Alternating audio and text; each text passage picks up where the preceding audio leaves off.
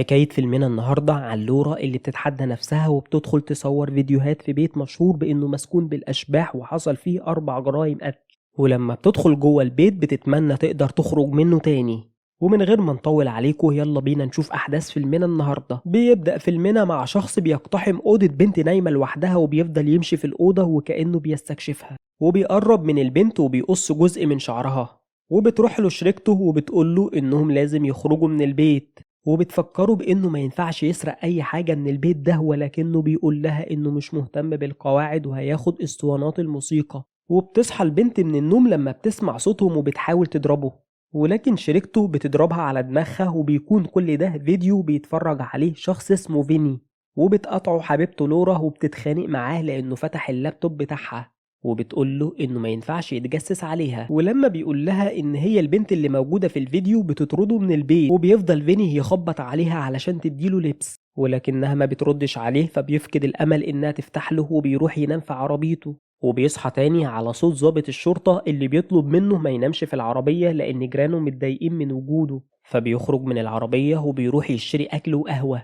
وبيرجع تاني اللورة وبيخبط عليها والمرة دي بتفتح له، وبيكون عندها صديقها أدريان وبتعرفه على فيني. ولما بيطلب منها فيني تفسير للفيديوهات اللي شافها بتقوله إن هي وأدريان شركاء فيها، وبتعرفه إنهم بيلعبوا لعبة اسمها لعبة الشبح، وبتكون عبارة عن إنهم بيدخلوا بيوت مختلفة من غير ما أصحابها يعرفوا بوجودهم في البيت، وإنهم بيلعبوا معاهم وكأن في أشباح في البيت. وبتوريه فيديوهات لشخص اسمه ويتلي وبتعرفه إنه أكتر شخص مشهور في لعبتهم لأنه قدر يدخل بيت ويفضل فيه لمدة 8 أيام، وبتفهمه إن في 3 شروط للعبتهم، وهي إنهم ما يسرقوش وما يأذوش حد ويكون عندهم خطة. وبتقول له لورا إن دي هوايتها وإنه لازم يتقبل لو كان عاوز يكمل معاها. وبيقاطعها أدريان وبيقول له إنهم هيقتحموا بيت هالتون قبل ما السكان الجداد ينقلوا ليه، وبيكون ده بيت مشهور بإنه مسكون. فبيطلب فيني من لورا إنهم يتكلموا لوحدهم، وبيقول لها إنه مش هيسمح لها تقتحم البيت مع أدريان حتى لو هيروح معاها بداله، وبيقنعها تخلي أدريان يمشي. وبيتضايق أدريان لأنه بيكون متحمس علشان يدخل البيت اللي كل الناس بتخاف منه، وبيتخانق مع لورا وبيقول لها إنها خسرته. وبتجهز لورا الأدوات اللي هيحتاجوها وبتجهز قناع مخيف لفيني، وبيقعد فيني يدور على معلومات عن البيت، وبيعرف إنه كان ملك لشخص اسمه جانثر هاملتون، وبيكون ورثه عنه ابنه إبراهام وورثته منه بنته أدليد، وإن أدليد كانت عايشة فيه سعيدة جدا مع جوزها وأولادها الاتنين. لكن فجأة بتتحول أدليد لشخص غريب، وبتحضر الوجبة الأخيرة لعيلتها وبتحط لهم فيها سم خلاهم يتشلوا، وبعد كده بتحط كل واحد فيهم في بانيو مليان مية وبتسيبه يغرق. وبعد موتهم كلهم انتحرت أدليد على سطح بيتها، وإن بعد 4 أيام اكتشفت الشرطة وفاتهم، وبيعتقد كل الجيران إن البيت ده مسكون وعلشان كده كل اللي عاشوا فيه ماتوا بطريقة غريبة. وبيخاف فيني من المعلومات اللي عرفها ولكنه ما بيرجعش في قراره وبيسافر مع لورا. ولما بيوصلوا بيطردهم دانيال البواب، ولكن لورا بتقوله إنهم من البنك وجايين علشان يقابلوا ترامزر، فبيقول لها دانيال إنهم مش موجودين وإن البنك كان هيتصل بيهم لو في مشكلة. فبتقول له لورا إنها تمشي وهتسيبه يكمل شغله، وبتركب العربية وبيتحركوا بالعربية بعيد، ولكن بيرجعوا تاني من غيرها، وبيحاولوا يلاقوا مدخل للبيت. وبيقترح فيني إنهم يكسروا الشباك اللي جنبهم، ولكن لورا بترفض وبتقوله إنهم هيدخلوا من باب المخزن. ولما بيوصلوا للباب بيسمعوا صوت فبيفتكر فيني إنه دانيال، وبتكون لورا نسيت شنطتها جنب الشباك فبيرجع فيني يجيبها. وبتدخل لورا المخزن لوحدها وبتقابل أفخاخ حيوانات، وبتشوف ستارة وصناديق غريبة وبتقرب منها، ولكن قبل ما تلمسها فيني بيرجع ومعاه الشنطة فبيدخلوا للبيت، وبيكون واضح إنه مهجور من فترة طويلة جدا. وبتقول لورا لفيني إن مش معاهم وقت طويل ولازم يلاقوا مكان يستخبوا فيه قبل وصول السكان الجداد، وبتقول لفيني إنهم هينفصلوا علشان ما يضيعوش وقت. وبيكون فيني خايف وبيتكلم عن الأشباح وبتتحرك النجفة في نفس الوقت لوحدها، ولكن لورا بتقوله إن ده بيحصل عادي، وبتطلب منه يبطل خوف، وبيتفقوا إنهم هيتقابلوا في نفس المكان بعد 5 دقايق، وبيمشي كل واحد منهم في اتجاه. وبيتفاجئ فيني إن في شمعة وجنبها خريطة للبيت، وبيصرخ بصوت عالي وبتسمعه لورا وبتروح له، وبتتفاجئ بإن أدريان موجود معاهم في البيت، وبتطفي الشمعة بسرعة علشان محدش يكتشف إنهم كانوا موجودين. وبتعرفوا إن عيلة رامزر هيوصلوا للبيت بعد وقت قليل، وبيقترح فيني إنهم يمشوا، ولكن أدريان بيرفض وبيقول للورا إنها جابت حبيبها اللي مش فاهم أي حاجة في لعبتهم بداله. فبيتخانق فيني معاه وبيضربوا بعض، وبتوقفهم لورا وبتقول لهم إن عيلة رامزر وصلوا. وفعلا بتوصل العيلة وبتكون مكونة من بيت الزوج وميجان مراته وبنتها سام اللي بتكون مريضة توحد. ولما بتشغل ميجان النور الكهرباء ما بتشتغلش، فبتقترح إنهم يباتوا في فندق لحد تاني يوم. ولكن بيت بيقول لها إنه هيدور على مفتاح الكهرباء وهيلاقيه بسرعة. وبتكتشف لورا إن شنطة فيني مش معاه، وبيقرب منهم بيت أكتر فبيستخبوا علشان ما يشوفهمش. وبيوصل بيت للأوضة اللي فيها شنطة فيني ولكنه ما بيشوفهاش بسبب الضلمة. وبتتضايق ميجان لأن الكهرباء مش شغالة، وبتقول لبيت إنه كان المفروض يتأكد إن كل حاجة شغالة قبل ما ينقلوا للبيت. فبيزعق بيت وبيقول لها إنه ما كانش يعرف، وإن هو كمان عاوز يرتاح بعد سفرهم الطويل. فبتطلب منه يهدى ويدور تاني على مفتاح الكهرباء. وبتخرج لورا من مكانها في الوقت ده، وبيدخل بيت للمطبخ وبيحاول فيني يخبي وشه أكتر علشان محدش يلاحظه. وبتسمع ميجان صوت خطوات لورا وبتكون هتطلع وراها، ولكن سام بتقول لها إنها عايزة شاحن الآيباد بتاعها. فبتخرج ميجان تجيبه من العربية وبتطلب من سام ما تتحركش من مكانها. وبيوصل بيت لمكان مفتاح الكهرباء، ولكن أدريان بيخرج من مكانه وبيحاول فيني يشاور له علشان يرجع تاني لأن بيت هيشوفه، ولكنه ما بيشوفوش. وبترجع ميجان من بره وبتشوف بنتها بتبص بطريقة غريبة للنجفة وبتطلب منها يرجعوا لبيتهم. وما بتفهمش ميجان هي خايفة ليه، ولكنها بتحاول تهديها وبتقول لها إن ده بقى بيتهم الجديد. وبتشتغل الكهرباء في نفس اللحظة، فبتروح تشكر بيت وبيقول لها بيت إنه هيشرب علشان يحتفل بالبيت الجديد. ولكن ميجان ما بتوافقش لأنهم لازم يصحوا بدري تاني يوم لأن فرشهم هيوصل. ولكنه ما بيسمعش كلامها وبيروح يشرب. وفي الوقت ده بتكون لورا وفيني مستخبيين مع بعض، وبتقول لورا إنهم هيبدأوا تصوير تاني يوم. وبتقول له إن البيت كبير وأدريان مش هيضايقهم.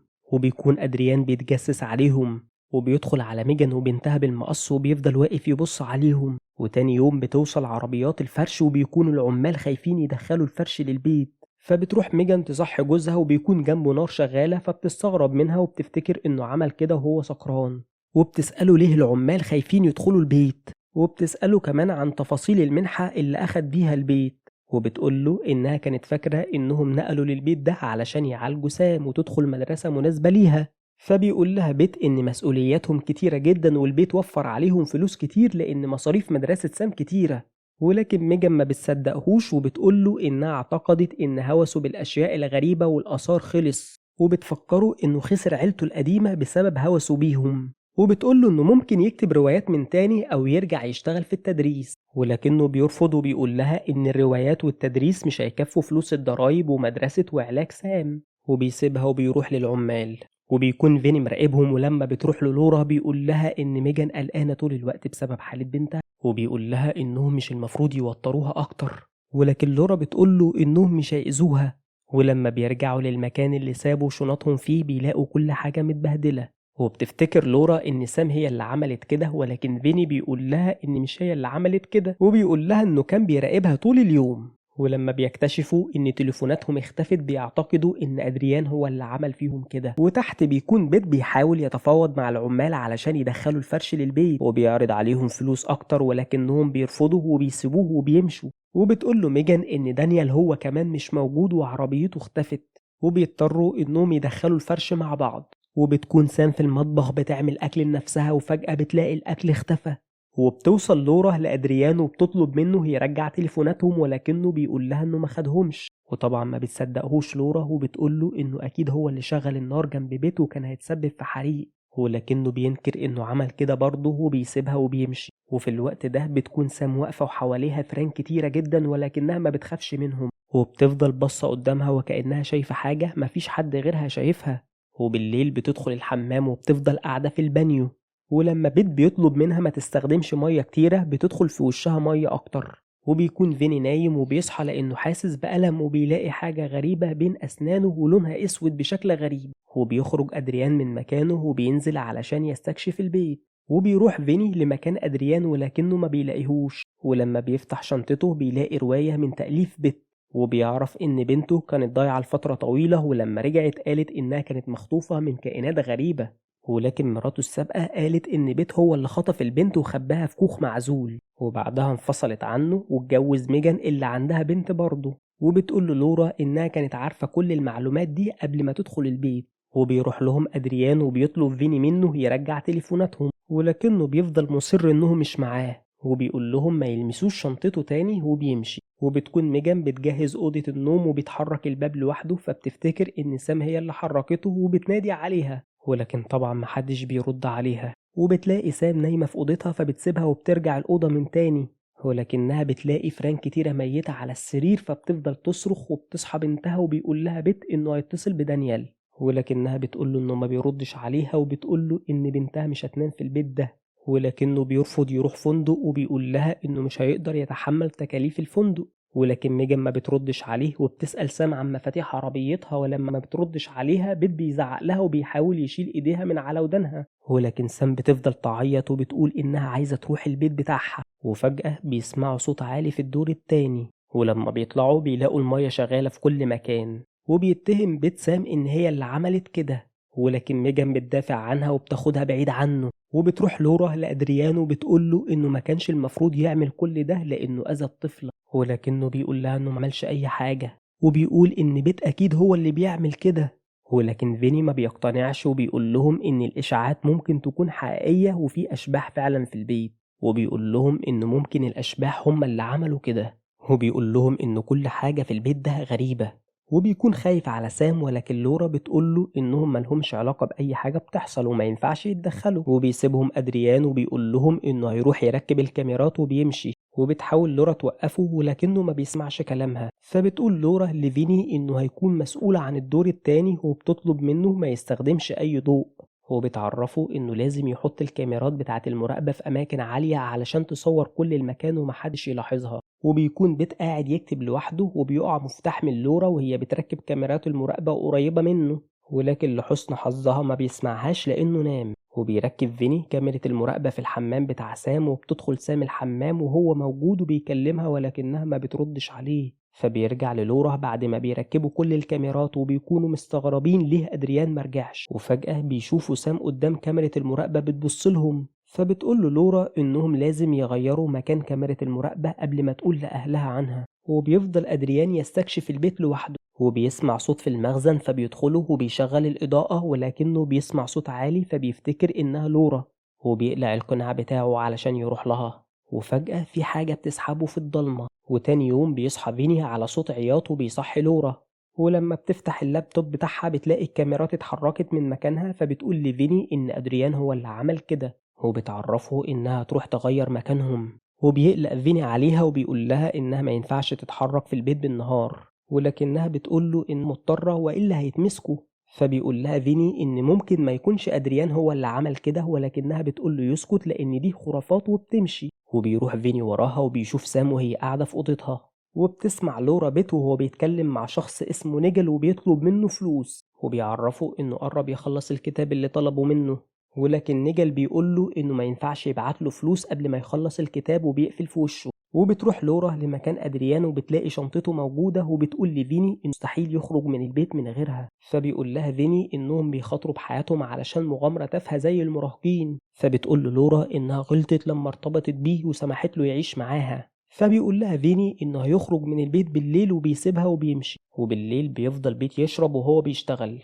وبيكون في أصوات غريبة جنبه ولكنه ما بينتبهش ليها. وبيخلع فيني كل الكاميرات اللي ركبها علشان يجبر لورا تخرج معاه، وبيقول لها انه عمل كده علشان يحميها من اللعبة الغريبة دي. فتتضايق لورا وبتقول له انه بوظ لها شغلها، وبتقول له انها مش هتخرج وهتصور كل حاجة بكاميرتها، وبتطلب منه يخرج من البيت. ولما بيحاول فيني يخرج الكهرباء بتقطع وبيصحى بيته وبيشغل الدفاية، وبيتفاجئ بان في حد رمى اللابتوب بتاعه والكتاب فيها، فبيروح يصحي ميجان وبيسألها عن سام وبيلاقوها واقفة خايفة وبتبص على النجفة، وبيزعق لها بيته وبيقول لها ان هي اللي حرقت الكتاب، وبيقول لها انها بوظت حياته وبياخد لعبتها وبيقول لها انه هيرميها في النار. وبتفضل سام تعيط ولكنه ما بيهتمش بيها، ولما بتحاول ميجان تاخد اللعبة منه بيرميها على الارض وبتتجرح، وبيزعق بيت لسان تاني وبيقول لها ان كل ده بسببها. وبيسمع فين اللي بيحصل وما بيقدرش يسكت وبيظهر نفسه البت، وبيقول له ان سام ملهاش ذنب وان ميجان لازم تروح المستشفى، وبيطلب منه يسيب سام وبياخد البندقية من على الحيطة علشان يخوفوا بيها، ولكن ميجان بتضربه على دماغه فبتقع البندقية منه وبتحاول تاخد بنتها من بيت.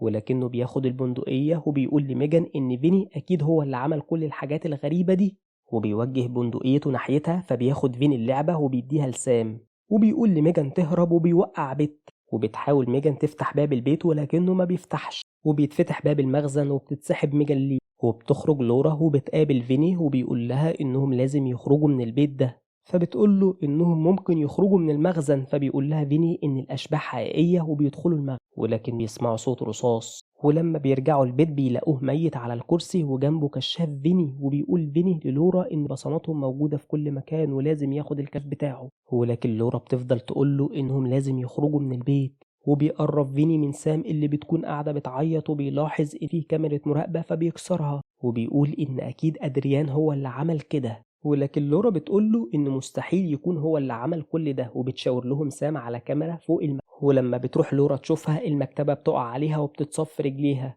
وبيساعدها فيني وبيقول لها إنهم لازم يخرجوا من البيت ده، وبيروح علشان ياخد سام معاهم، ولكنها بتقوله إن البيت خلاص خلص، وبتاخد لورا البندقية وبيسمعوا صوت تليفون بيرن، وبتقدر لورا توصله، وبيحاول فيني يكسر باقي الكاميرات، وبيشوف خيال على السلم فبيطلع وراه وبيوصل لباب سري، فبتديله لورا البندقية وبتفضل مع سام لوحدها، ولكن أول ما فيني بيمشي سام بتختفي، وبتروح لورا تدور عليها وبتلاقيها مستخبية في الحمام ووالدتها غرقانة في البانيو قدامها، وبيقع فيني بعد ما بيدخل من الباب، وبيلاقي نفسه في المخزن وبيشوف شخص خارج منه فبيضربه، ولكن الشخص بيوقفه وبيقوله إنه ما قتلش حد، ولكن فيني ما بيصدقهوش وبيفضل يضرب فيه لحد ما بيموت، وبتسمع لورا أصوات قريبة منها فبتفتكر إن في حد تاني معاهم، وبتقوله بصوت عالي إنه شخص غبي وما كانش المفروض يأذي حد، وإنهم دمروا كل كاميرات المراقبة بتاعته، وبتطلب منه إنه يخرج لها، فبيخرج لها اتنين لابسين قناع ويتلي، فبتخاف وبتقفل باب الحمام عليها،